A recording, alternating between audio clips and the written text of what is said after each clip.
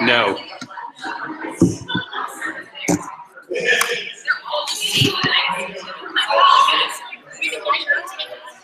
I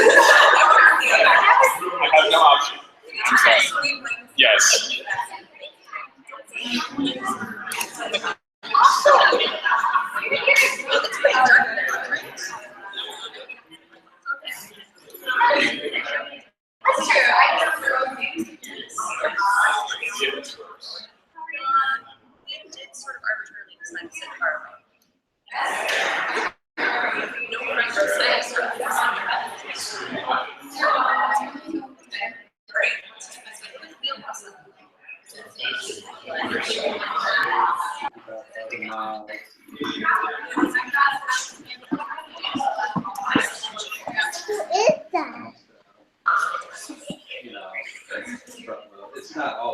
Who is that?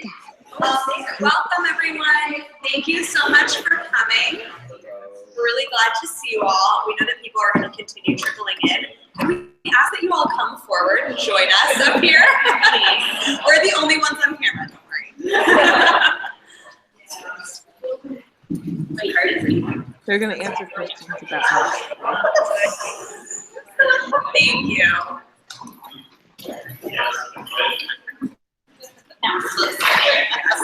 Thank you. This one? So thank you again for being here. Tonight's event is going to be like a town hall style event. So some of you have been coaxed, invited, asked, convinced to ask some questions that are numbered. So we're just going to go through and answer some of the questions that we received from parents ahead of time. And then we're going to open the floor for sort of any follow-up questions after we move through our 10 that we have. And then there are some administration-related questions that our admin team is going to answer at the end that have to do with sort of building-related after-school activities that we know parents are doing. Hold on, let me see if I can hear. I'm going to sit down, and if you're number one, please kick us off. Can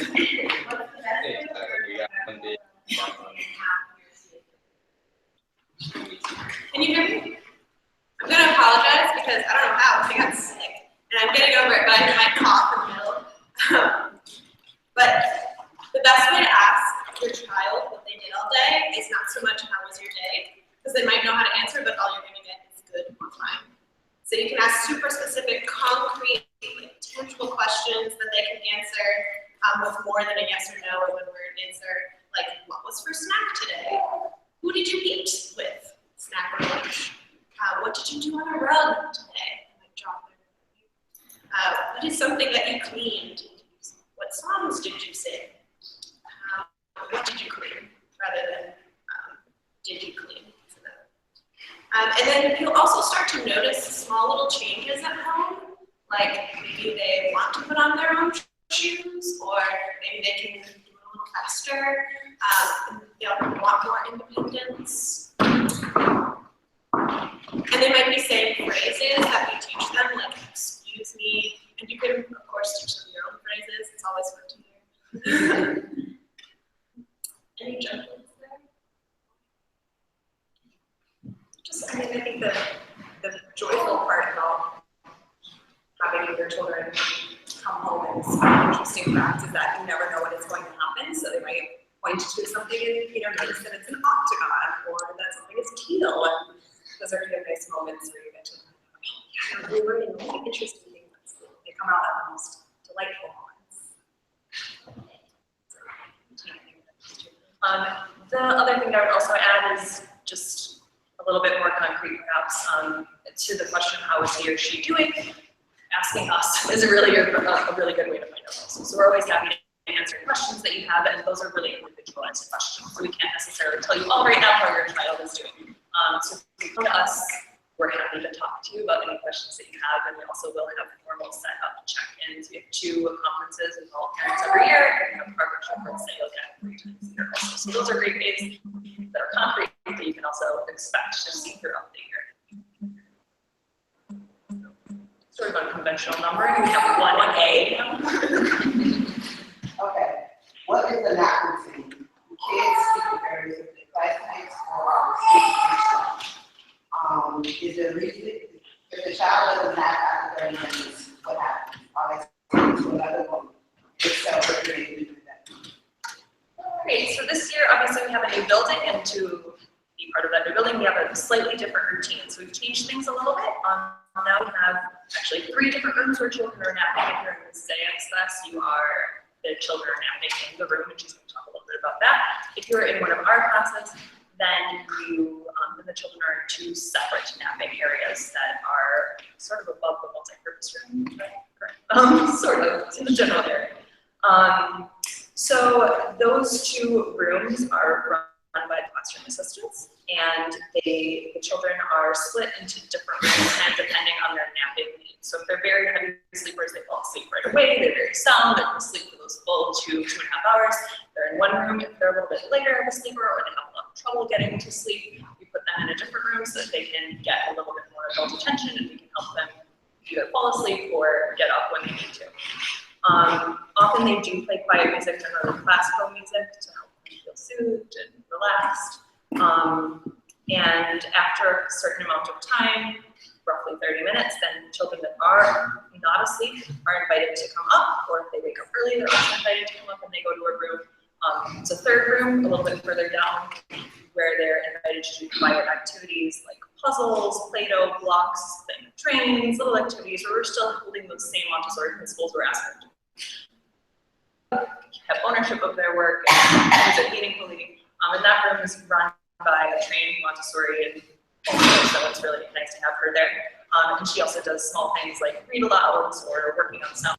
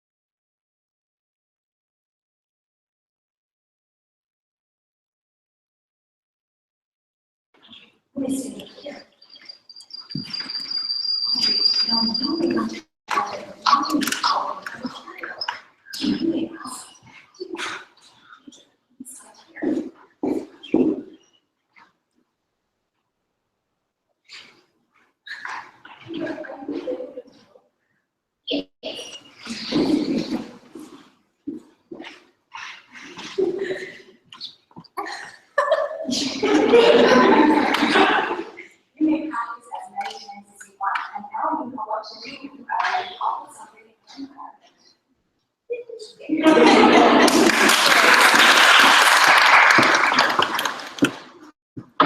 obviously it's very dramatic and over the top, but we really want to emphasize the language we're using and the point that we're making. So when the child inevitably is in a situation of what do? They remember, oh, that's right, we lost the child if they're available to help me. And they'll absolutely need you to cue them again for most of these things, if not all of them. So it's just like the initial presentation of what it looks like. What to do.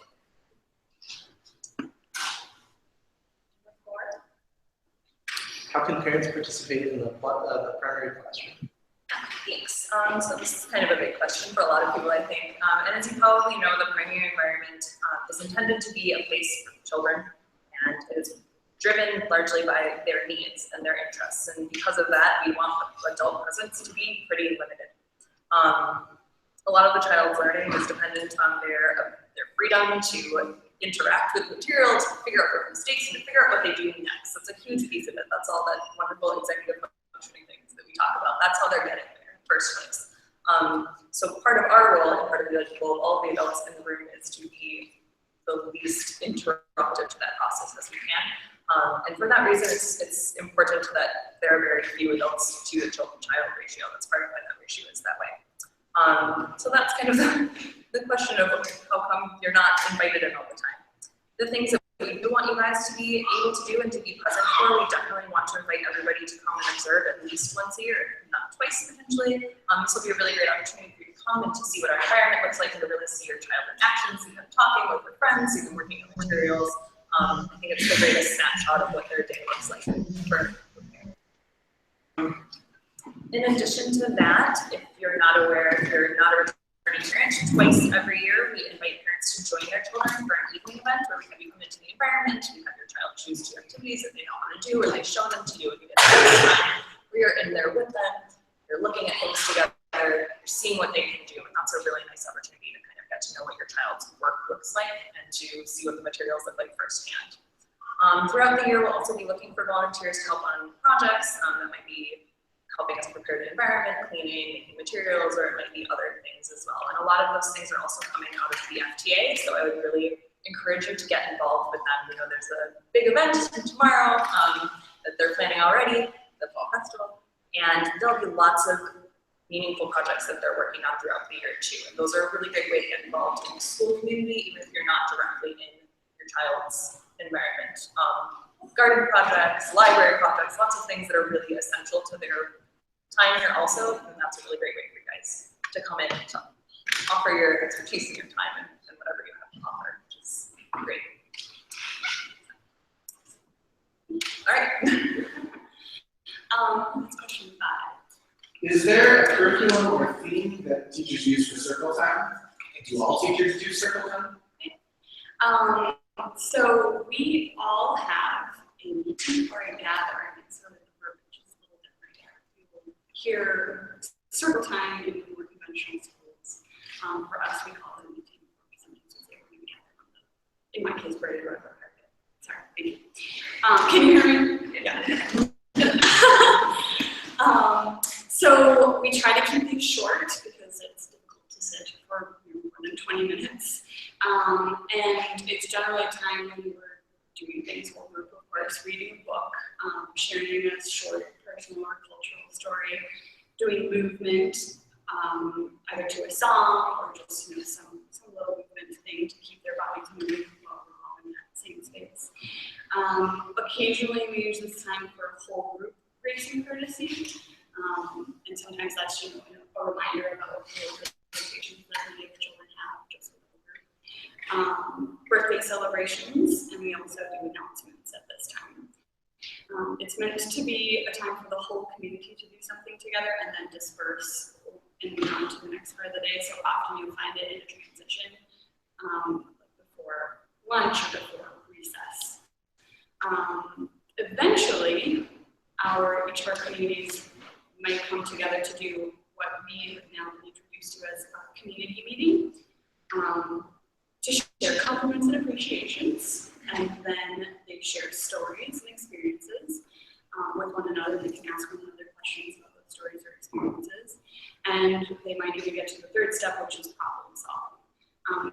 So during that community meeting, which it's a little more formal, and you've got something that you're passing so that you know that it's your turn to talk. It's very clear.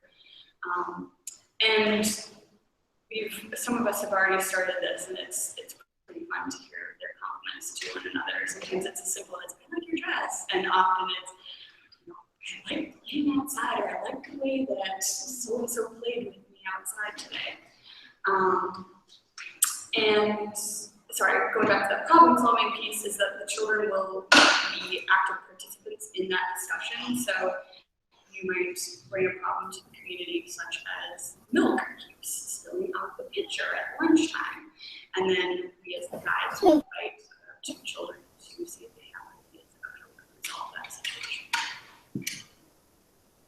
We're working toward that. Yes. We're not all there yet. We're very here and early. Yeah. Oh, who has questions? Thanks. Yes. Are there any assessment tools used? There are. For all the children. Students are fully assessed at the end of every school year. The pre-K3 and pre-K 4-year-old children are assessed using the teaching strategy goal by us, the guides. The assessment is based on in-class observations that allow us to know each child's development across several different categories: physical development, social, emotional, mathematics, language, literacy.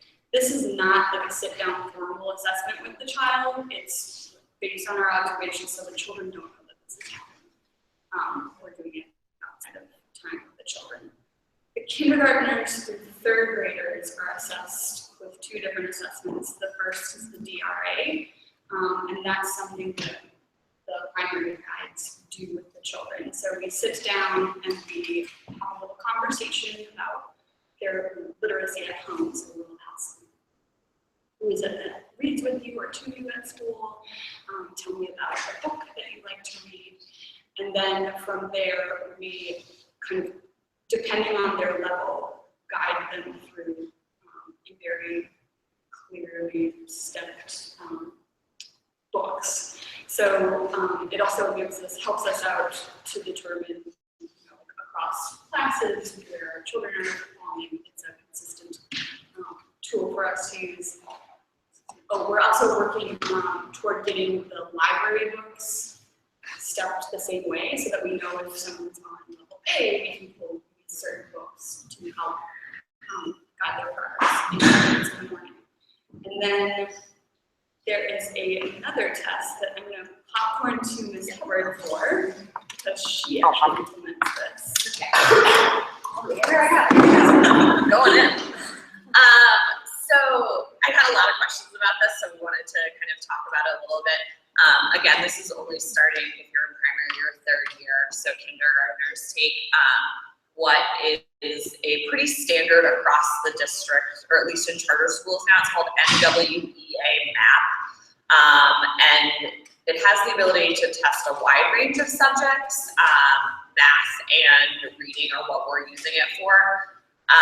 And so we are, because the primary guides are already doing DRA in their classroom, and to us, that's the most important thing to be kind of aligning us in terms of literacy, because it's all about comprehension and pre-reading skills and then actual reading skills. So we're just using the DRA for literacy in kindergarten.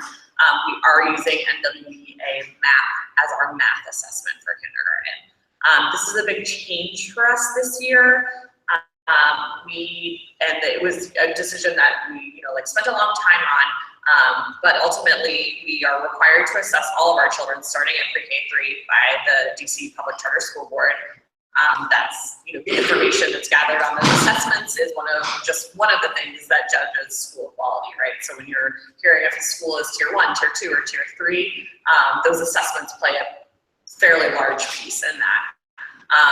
We ended up choosing MAP mostly because it is, again, other schools are using this really around the district, so we are able to tell and give the information to you guys and to other people that might want to partner with us. Like, this is our curriculum, this is how we're doing things differently, we still have the same outcomes, or maybe we have better outcomes. So we can see how we measure up on a test that a lot of other children are taking. The thing that's different for us is that it is computer-based. So, and that was kind of the struggle for us, right? Because we don't have computers in the classroom prior to upper elementary. So when I have taken this group of children, we're almost completely done. Like I had to show all of them how to use a mouse, right?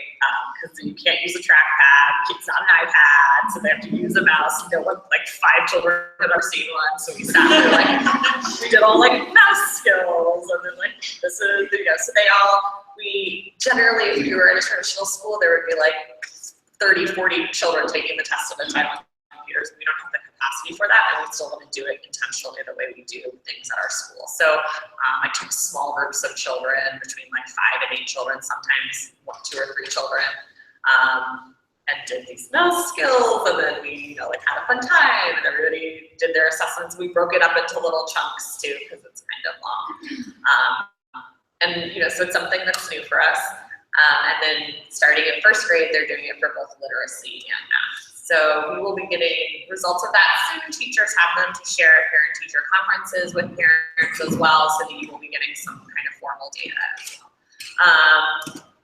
And then I had a question also about like who gets that data. And again, that's something that we're reporting every year. What we're reporting on is growth. So where our children were at the beginning of the year versus did they make standard amounts of growth till the end of the year. We report that every year to the public charter school board, and they make their scoring reports, but it's also something that we would use. We give that information to our board so that they know how we're doing. We give it to potential funders or partners as well. And again, that's data as a whole, not like individual student data.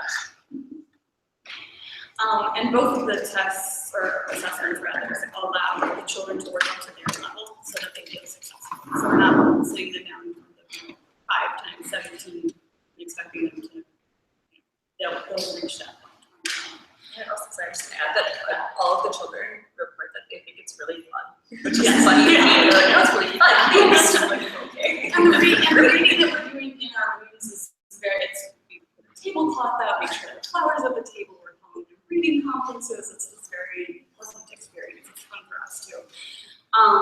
And then we observe daily, whether that's while we're working with children or in our goals too is to work and have a sit-down formal observation of the children for 3 minutes every day.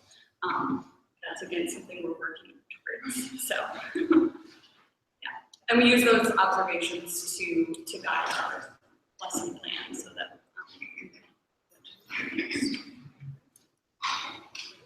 Number 7. What are the criteria for determining when a child will move from primary to elementary? I don't think it's just after they have spent 3 years in primary, then they move up. There is a whole child consideration, right? So in case anyone didn't hear, the question was about criteria for when a child moves from primary to elementary, and is there a whole child consideration? Yes, there's definitely a whole child consideration.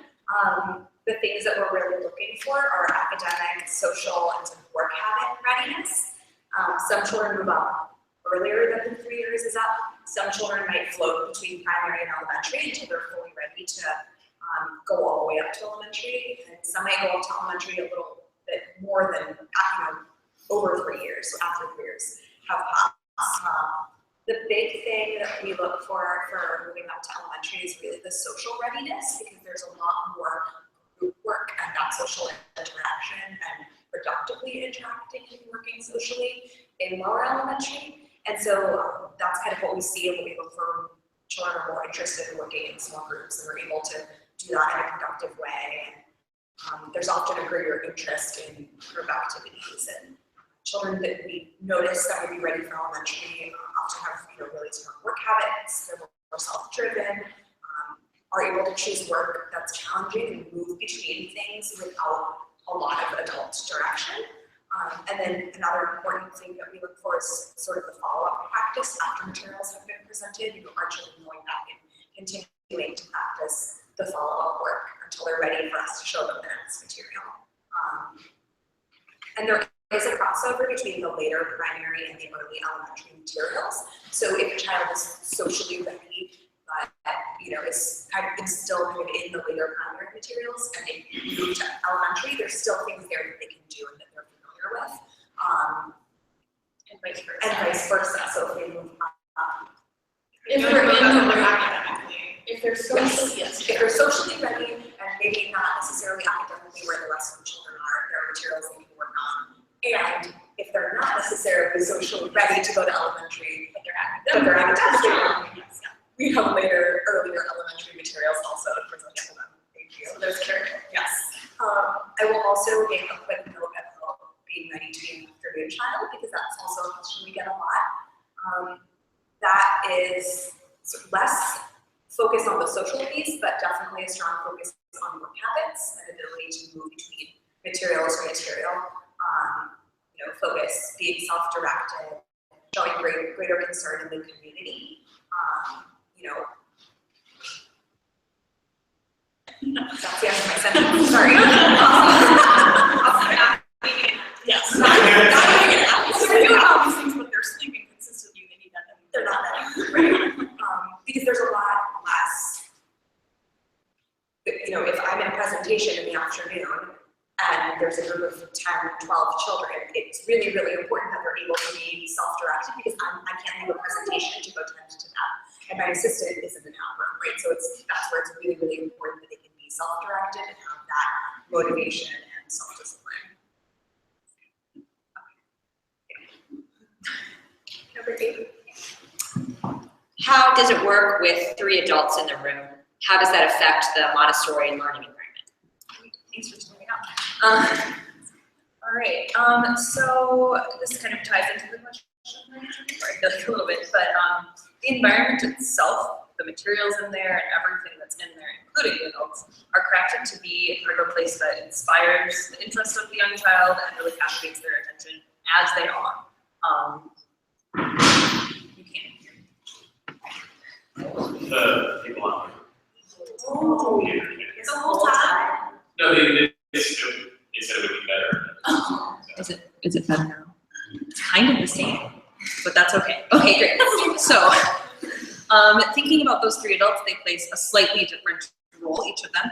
The lead guide's job is to connect the children with materials initially and to inspire them to discover new information that material holds and everything that they can do with it.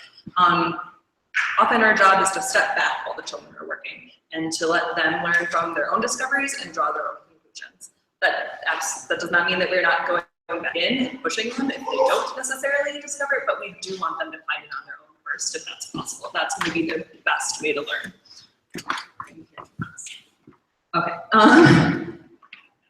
Often, rather than supplying the children with answers, we ask them how they might solve the problem and actively engage them in the learning process and help them enhance their own critical learning skills. So we're really trying to give them that opportunity to work things out on their own as much as is possible before we would step in to help them. In most cases, children are learning directly from the environment and from other children rather than the teacher. The adult only steps in when necessary. So yes, that really does change the character of Montessori learning as opposed to in a different environment where the teacher is standing in the front and they're telling you what we're doing right now. It also gives the children a greater opportunity to work on what they are most motivated to work on for an extended period of time and to really get involved in that material rather than being forced to move on when they're not ready. There's a space question. Great. Please, I'll add something that's kind of related, but it's also related to a question we talked about earlier. Just something that Carly said about, giving children their own time to figure out what they're doing. We also are aware that this often means that we have to factor in extra time or allow them extra time to do something. So if the task that they're doing is changing their shoes, we know that they're going to take a long time. We know that we have to wait and let them figure it out, and it's going to take a little bit longer. So that's also kind of a note related to sort of the Montessori at home piece, is that sometimes it takes time. And just to be aware of that, and we just have to wait. But it is so much more meaningful when they figure it out.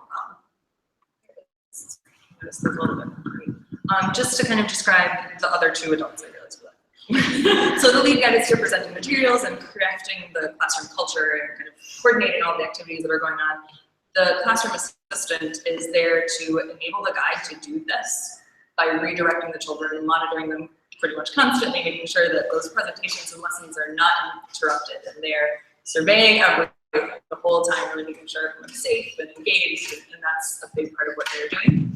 That third adult that's in our room is not something that is always in a Montessori classroom. They're here with us.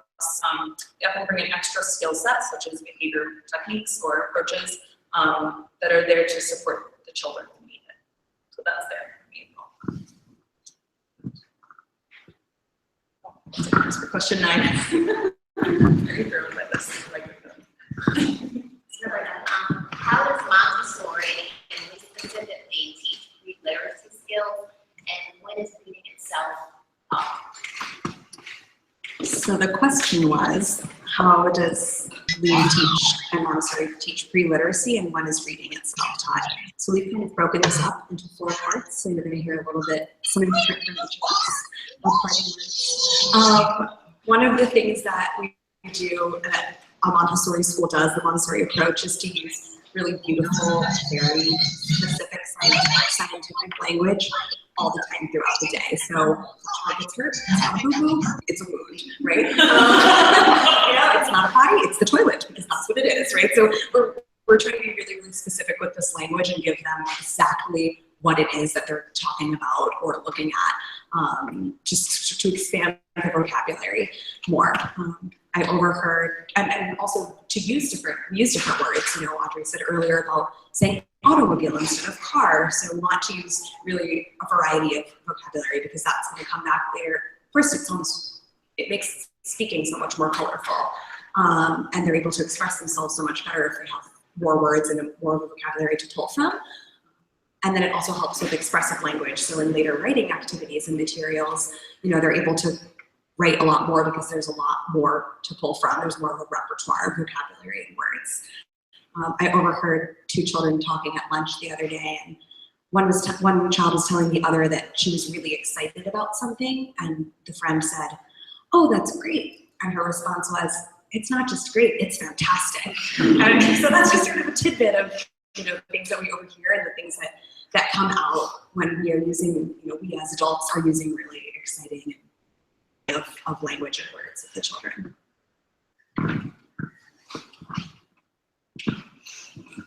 And one of the materials we have specifically for spoken language, they're called classified cards or conversation cards. There's a lot of different names for them, but they're little pictures, usually grouped into a category of some type. And we just introduce them one by one, and that can teach them vocabulary, but we can also have a conversation at that time with the child and get to know them. And so we have a pack that's cars. So I have a child who loves cars, so I do that one with him. And he tells me more about cars than I tell him. But the idea would be that I introduce him more information. And again, it's more vocabulary. It's like special one-on-one time, getting to know the child, and they get to know us a little bit more. Because I might say like, "Oh, this car, or this is a car, and it is small, and my car is small as well. It is this color, it has 2 doors," all that kind of stuff. And they're super interested in what my car looks like, let me tell you. All right, so we also do, as I was mentioning before, lots of songs. Some people sing them. Poems, we read books, we tell cultural stories and true stories about our own lives. We're fascinated by that. And we play a lot of oral language games. So just a few to name just a few are sound games, rhyming games, onset rhyme games, listen and do, where you say, "Tell me something, listen, and then let's see if you can do it." Walk to the money tree, and then come back here. And we'll increase those challenges there. Walk to the money tree, clap your hands 2 times, and then come back here. Echo clapping, where sit with a group of children, clap, hands go up, and then they repeat. And I'm going to do a little sound game with some volunteers. Do I have anyone? A parent volunteer? It's, Yes. yes. And, Sound names.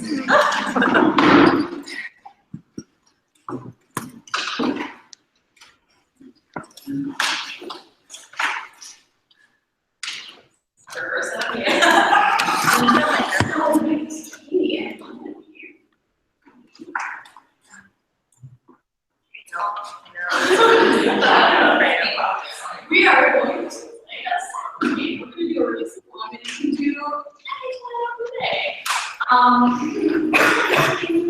Different words that start with sound.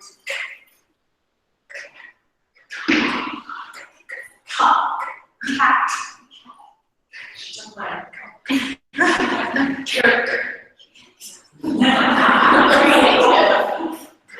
Coffee, how is that? Car.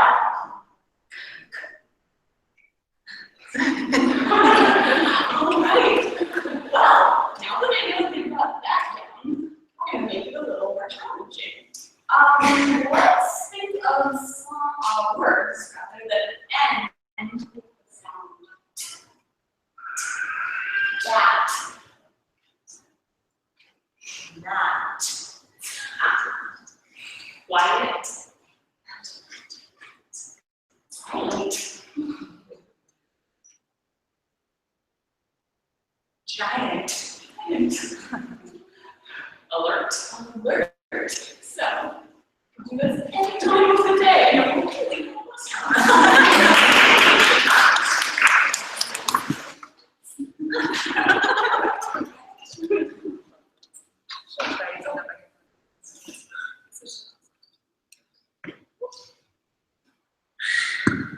All right, so one of the really beautiful and wonderful things about everything in the Montessori environment is that they're all kind of working together, and it's really difficult to isolate the one thing that got this thing that you know how to do, this one learning goal. They're all very interlaced. So we're talking about these echo, clapping games, like that's developing their willpower, that's working with listening, that's working with memory, so many different things. And the point of saying this is in thinking about reading, it's not just one thing that we're doing, it's the many, many things that we're doing all the time that are helping them get to this point where they're arriving sort of at this ability to read. So obviously this sound knowledge and knowledge of having a diverse vocabulary is very important, and that's the groundwork. Once they have this understanding of sound, we're going to start teaching them how to attach it to the different symbols through the same paper letters, so then they'll have the sound and the symbol together.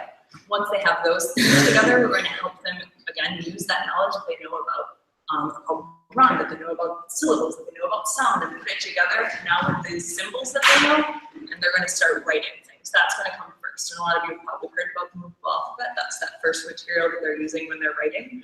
And from there, with the sound knowledge and with the knowledge of the letters, and again, with all these different things that we're interlacing also, we're having them become familiar with reading, moving from left to right, top to bottom, and lots of different things that we're all put together.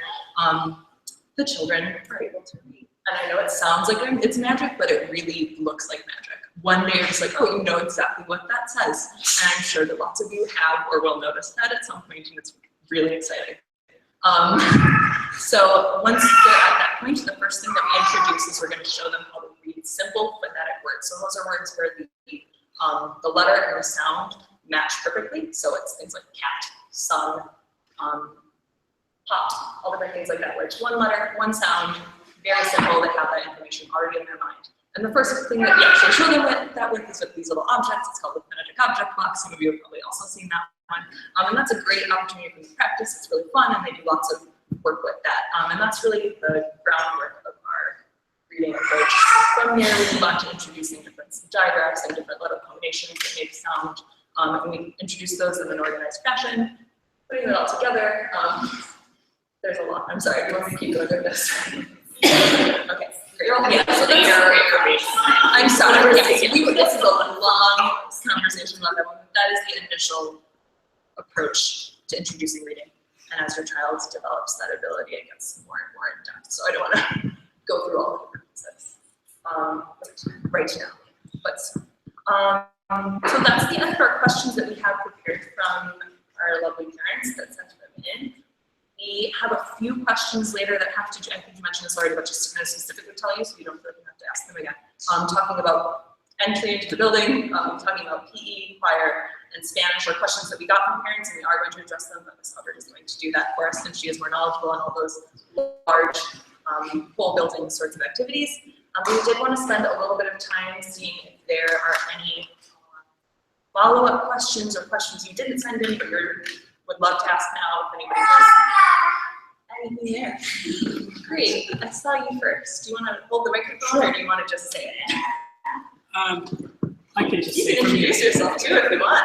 I'm Mateo, my daughter is in pre-K 3. Her name is Elisa, Mrs. I.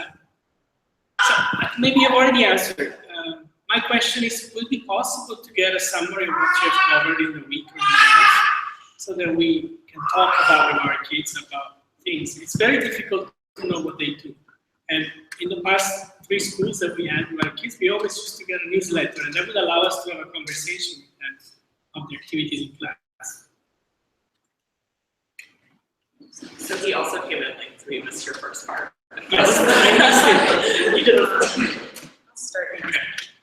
So the question was basically if there's a way to get a weekly summary of the Yeah, things or that our maybe children even bi-weekly, but to know what, like right now I don't know anything of what she's done in the first month. Yes, I'm gonna start with an answer that is a little bit difficult. So one of the reasons that's difficult for us to do is because each child is doing something different. And it's not, we're not doing a unit on apples or a unit on the C or anything. We're not all working on the letter A, so it's very difficult for us to provide that to you. So that's sort of the answer is not really. There are opportunities for you to get some glimpses into the room. We do have, I don't know if you're signed up for Remind.com if you're using it, but that's an option to see what's going on in the general environment. There is a newsletter that's coming out monthly that gives you more information about the general environment. My best advice about getting specific information from your child would be, maybe we can check in with Ms. Zach about what our specific suggestions were, but asking them really specific questions will help you get a little bit more information, and also asking your child's guide will give you the best information. We're not able to do weekly reports for all of them. If anybody wants to add anything, please. I mean, the other thing I would say is, I think one of the best ways to sort of get a glimpse of what's happening in the environment is to just try to learn as much as you can about Montessori in general. So to learn about the materials and sort of the age about when children are doing it. And, you know, there are some books out there. We have some resources that we can share.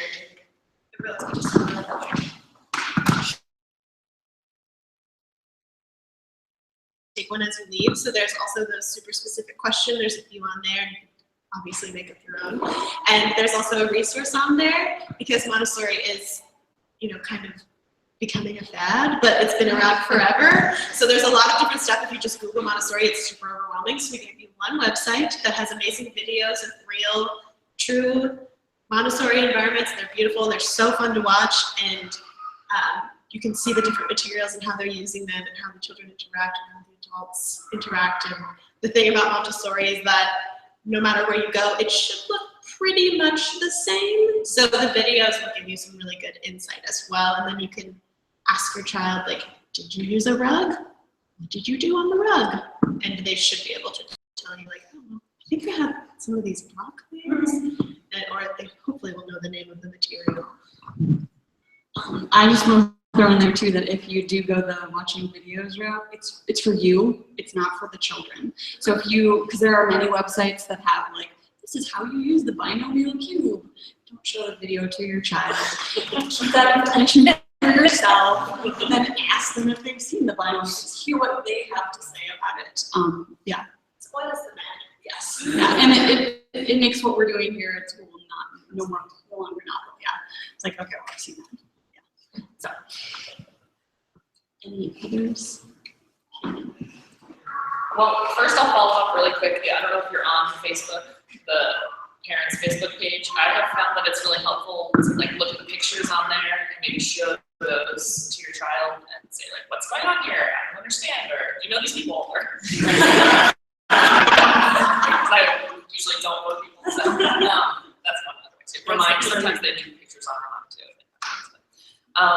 But my question was very simple, just following up on the literacy stuff. read recently or seen that when you're reading, you should point to each word as you say it. I find that to be a very annoying way for me to read, especially a long story, but I'm more than willing to do it. Is this helpful? Not helpful? No opinion. I have a quick memory. No, I think it's To Kill a Mockingbird, Scout. Is that right? Yeah.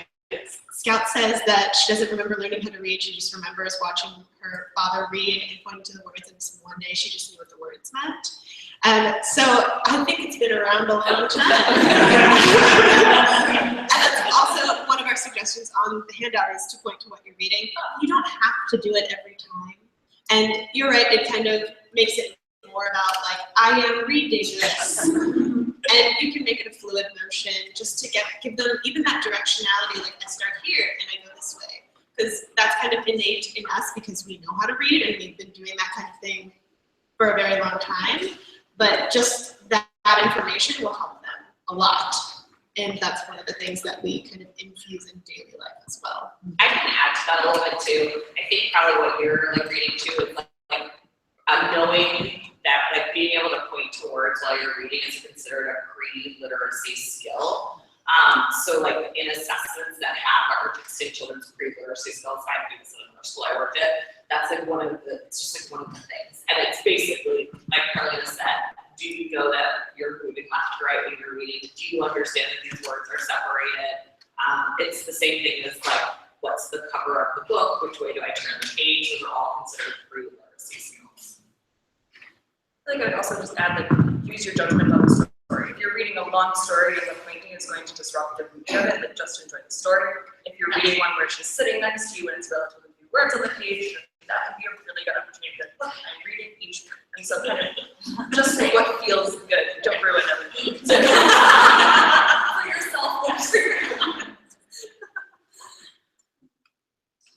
Are there key phrases or things that you say or do that help with transitions and cleaning up?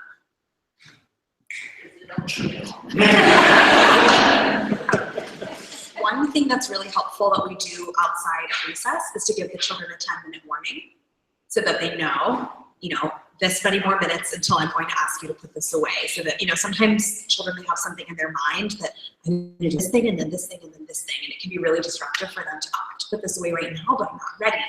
And that can cause, a struggle at home if it's time to go. So sometimes even just giving them a 5 or 10-minute warning is really helpful so they can, okay, in a few minutes, I'm gonna have to finish this, so I'm just gonna do these 2 things and then, it'll make a lot more sense for them to clean up at that point.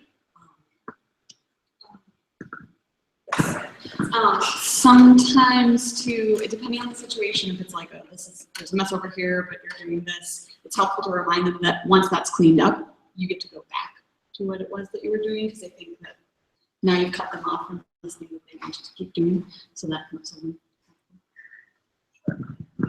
I was just to also add for these whole group transitions that we do every single day, one of the huge things that's really important for us and is really difficult to know at home is that we do them the exact same way every day. Almost exactly the same time, and we come to the same place, and I'm gonna have, like, I have a ring stick when it's time to clean up. I think everybody has like their own signal for it's time to clean up, so having some sort of auditory or some sort of clue might be helpful, or cue rather. And then that consistency is really important, so that they know what's coming, they know what they have to do, and even if today it is trickier than it was yesterday, at least they know, like if they're in the middle of something huge, they just spill water everywhere. They know that this is the routine, this is what we're going to do, and I think that that's very helpful. I would say too, it's another that independence thing. Like if you know your child is spilling water a lot, make sure you've got like a set of 4 towels on an accessible shelf that they just can go to consistently each time. They're always there. Yeah.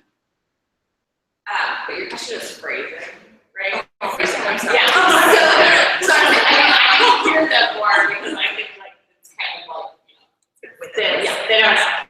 So the one that I hear all the time, now is the time. So it's just like, it's not negotiable, right? Like, now is the time to clean up. Now it is time for bed. Like, and it's just like that repetition over and over again. When I use all the time, and they do too, it's like, oh, it's not a choice. Like, there are times that you're choosing and this is not a choice. You say that. Yeah. Sometimes. And I know, like, it's not a choice. Yeah. Because they're said Tuesday, right? It's not a choice. Sometimes I say I'm sorry. I'm sorry, it's not a choice. Or I give them two choices, like you can take off that shoe or you can take off that shoe. But that way, I mean, it also takes the pressure off of you too, and it makes it less like, oh, like this adult is telling me to do this thing. It's like, oh, that kind of stinks. It's just the time to do it now, you know. And it's it's life. It's just time to do it. Can I just add to that? Sorry, like, I try to lock these things at home. 2 minutes still outside, and it doesn't work. Our children are different people at home than they are. Keep doing it. Time for one more. So some of that stuff sounded like some of the things from the positive discipline session. I was just wondering if you guys, how that's been going, or are we still trying that? Is it still something I should read the book that I bought? The biggest one I used, that is maybe the hardest one, not the hardest, but the biggest one I use all of the time is waiting silently and staring at them. Not really, usually not a teacher look, like, you know what that look is, right? But usually just staring at them and just, aren't you uncomfortable? Don't you want to move on from this right now? And you're like, that is not gonna work. And it might not work, it doesn't work for everyone, but for a lot of children, they get uncomfortable with the silence and they're like, well, I guess I don't have a choice, I'm gonna do it. She's just gonna keep looking at me. That's the biggest one I use. And did that take some, like it didn't work the first time you did it, but maybe the 8th time you did it, it was like, oh, she's just gonna keep staring at me. The first time I did it, I had to wait a very long time. And then it's been going down, and sometimes it's randomly longer. You know, days are different with everyone. Like some days you're like, I'll do whatever you want. Other days you're like, not do anything but chill. We're like that as adults too. So. The community meeting that we were talking about earlier also came from our positive discipline training. So that is something that's part of that. And some of the sort of conflict resolution piece that I know that you talked to parents about is something that we've been trying to implement as well. So yes, please do read that book. I do a lot of asking questions. So how do you sit on the braided rug? And then they'll show me, rather than cross your legs and put your hands in your lap. And with some children, it's akin to the silence thing, so you have to be patient because you have to give them that time to process and think and then come up with the answer for themselves. It's just a follow-up, or there's still automatic ways? Yeah, we're not using 1, 2, 3 magic in the same way anymore. I have with some of my children who were with me before, just because that's familiar to them, but I haven't with any of the children. Yeah. Do you think you'll switch again next year? We're not reading a new book every year. Consistent.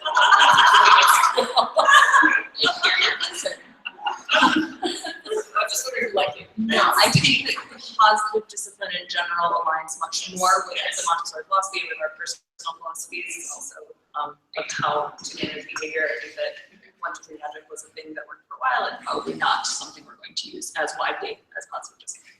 So, sorry for that. Yes, thank just you. the correct answer. Yeah. So that is it for questions. You all are going to get a survey. Yes, sure. Thank you everybody for signing in. I hope everyone signed in efforts to make sure that these are really useful to you guys every single time. We're going to be asking you to share some thoughts about it and tell us what you'd like to learn about in the future. So when you get a survey, please fill it out. It's very short. Just 4 questions. So, and I'm going to answer some questions that I got too. So maybe hopefully. There you go. Hi. Don't get the microphone. I was done. That's what I was told. Okay, I answer these questions.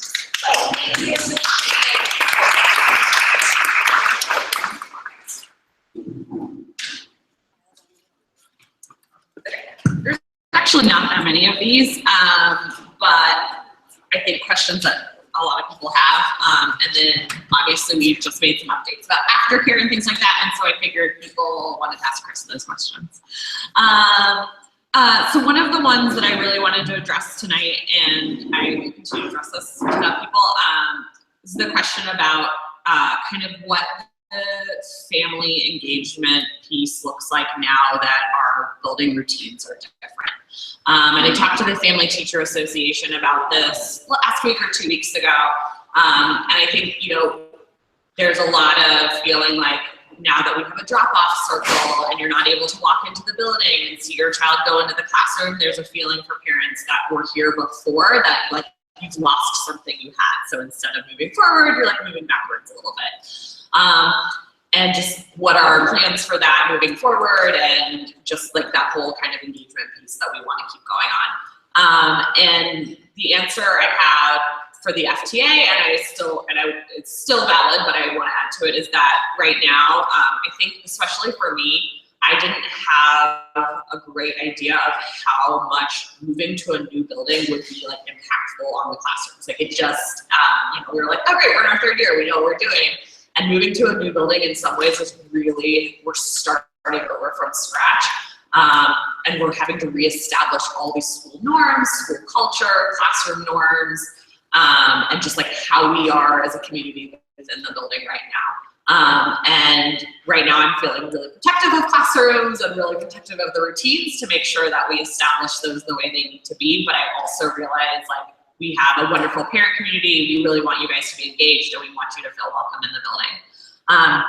So one of the, you know, things that I know people loved last year was if you were able to at drop off or pick up was like staying and hanging out on the playground afterwards. So you had a chance to meet your children's friends, to hang out with other adults. So just this past weekend when the outdoor committee was here, a group of children started playing on what is the elementary playground, which I just like hadn't realized would be fun for younger children, and they loved it. So Chris and I had a conversation about, is that something that would be feasible in the mornings? And I think it is. So we want to be able to open that space up for families, both in the afternoon, after you've done pickup, and also in the morning after drop off, as a place where your younger children can play, and where you can gather and meet with everybody. So I know people are doing that on the front lawn, which is great. And I think for the older children, like especially the elementary families, like that's a great space, but it is big and it's kind of expansive. And if you've got little ones, it might not be ideal. So the elementary playground, if you are looking at the statue of St. Paul, is directly to the right. There's a gate, but it doesn't lock, and it is enclosed better. There is a parking lot right there, so there will have to be supervision. But we're hoping that can be a new place that people gather as well. And then as we start feeling like we can, you know, like get, like when we start observations, when we start having people up at school, we can start to figure out like what's going to work for us in terms of one, like the volume in the parking. And I know it's like, you know, it feels like we're being so strict on it, is a huge issue, right? So it's something that we're dealing with all the time with our landlord, with the neighborhood, and with the other schools. So those are things, you know, we really want to take your feedback into consideration on that. If we want to stay and play after, where should we park to not muck up everything? We don't know. Yeah, I mean, I'd say in the short term, like park in the parking lot, and if it's going to be, we're going to have to play it by ear. If it does come to the point where there's not enough parking spots for staff and visitors that are coming, then we'll come back to you. But for now, it's fine. And although you can always park on 4th Street, so there's the part on 4th Street on the opposite side of the street, just past the light. So there are typically some parking spots there, but otherwise, yeah. But like I said, if it's after pickup and drop off times, then yeah, you should.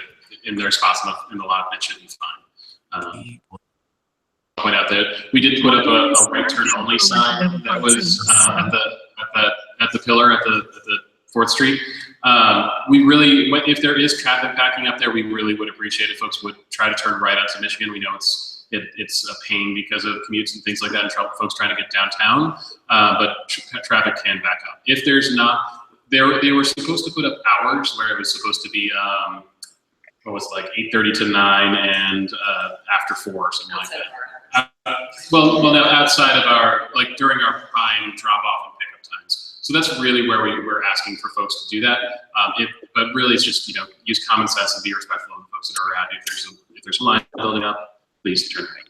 So the other questions I have are specifically about specials. So DC, Spanish, and PE. So I want to see if you guys have other questions besides those, and then I can go through. Maybe I could just add to the question that you had about knowing more about the class and your daughter's day. I think these things that they were mentioning, the opportunity to meet with other parents in the morning and afternoon have been really great. And just finding out more about Montessori if you don't know about it, or about your class. Some parents have really talkative kids who talk about everybody in the class, and other people don't. And just like figuring out some of the issues that you might have just regularly about the school, you might be able to get an answer from 3 parents and feel so much better instead of having to feel like you don't have access to the school, but just talking to somebody will give you that. Yeah, it's rough. I know what my son eats every day for school lunch, right? I oftentimes eat it myself. Luke, what did you have for lunch today? I don't know. Did you have pizza? No.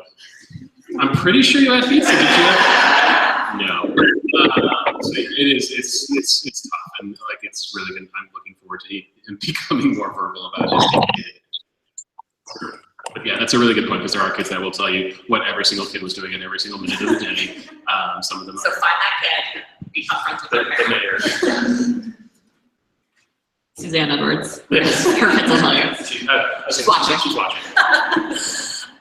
Okay, so the first question I had was, what happens during chorus, this is Sing DC is the group that's coming in. So children who are not napping between 1:30 and 4 on Mondays, all rotate into that chorus group. So that was one of the questions. Are the students all together, or are they broken up?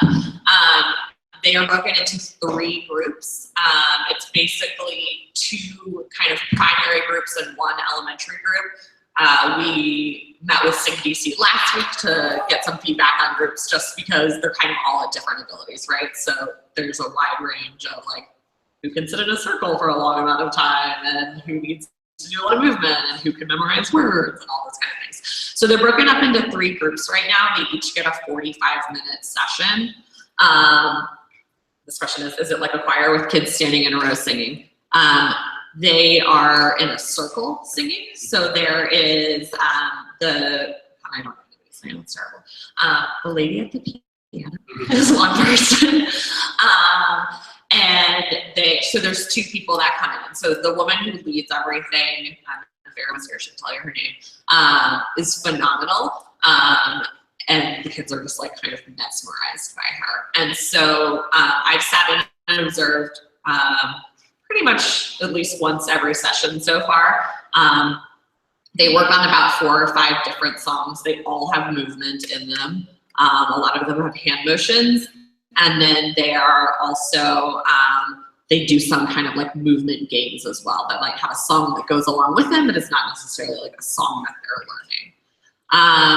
And then the question was, are they learning to read notes and music? They are not doing that yet in Sing DC. There's the potential to do all of those things, but all of the primary classrooms and elementary classrooms do have the materials for musical notation. And so I know that there are some children in the primary classrooms, some of the older Ks that have going through the curriculum have started doing that notation. The material itself is called the bells. In elementary, it's called the tone bars.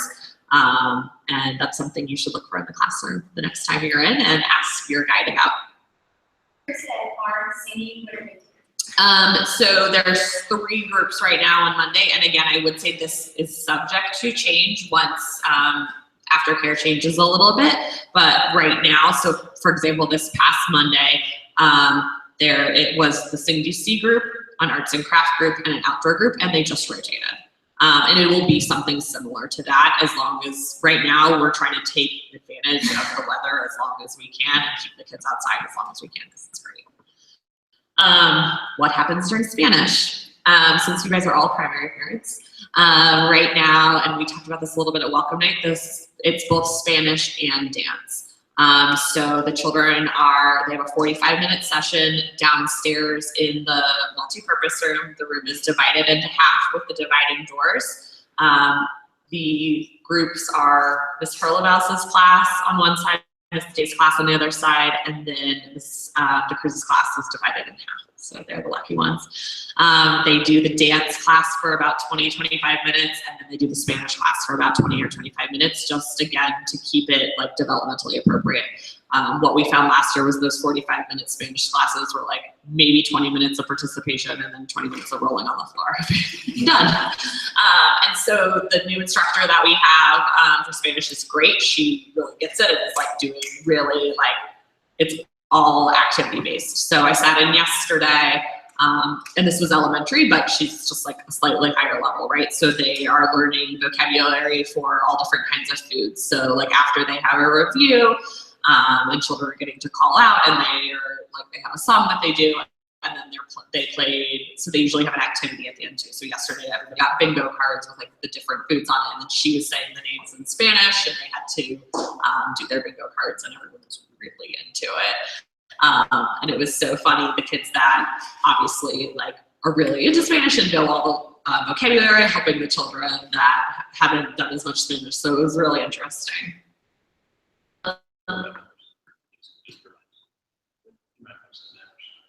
Oh yes, so, and again, those are the children that are awake in the afternoon, so the children that are not napping. And then the question about PE, this is one of our biggest kind of like where we've struggled with the loss of Champions. Champions was supposed to be teaching our PE class in the afternoon. Basically, it's been like extra recess until we have been able to establish this partnership with Kaizen Karate. So we do own we have a PE curriculum. It's the Spark PE curriculum, which you can look up online and see kind of what that entails. We have all the equipment for it. Kaizen is now able to come on and do that PE role for us and actually use that equipment and teach the PE class. We are part of, and this I think kind of goes together, and those of you who have elementary students will be interested as well. We are doing fast improvements to the elementary play space just because there wasn't enough stuff for the children out there. Part of that is going to be storage for all that equipment and then moving that PE over there so that it's like more structured. Primary, like, they could, you know, they're give or take with the structure. Like they're all super happy with the extra recess as well, and there isn't any like behavior problems the way that we do have in elementary if they're not engaged enough. Any other questions? Yep, keep going. How much Spanish time do you have? It's about 25 minutes because we try to start theirs a little bit earlier and get them down there, so it's 25 like solid minutes. And that's a special that it's going to be like continuing process to see how that works. Like we have children that are really into it, and then we have children that are not into it, right? And so we kind of have to decide as a school, is this something we're always going to push, or are we going to open it up to there's more things going on? WLA has offered, they have a computer science class, and one of the things that their computer science ninth graders have to do is like partner with younger children. So they've talked to me about, would you want to do a group of like 10 children, and we have ninth graders teaching them this coding stuff. So keeping those kind of conversations open to figure out like what are our priorities for this time out of the Montessori classroom. And as parents, you get to be a part of that.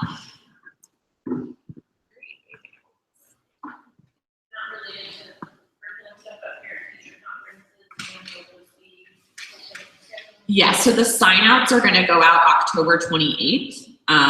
So I believe I'm playing around with a system right now called Sign Up Genius.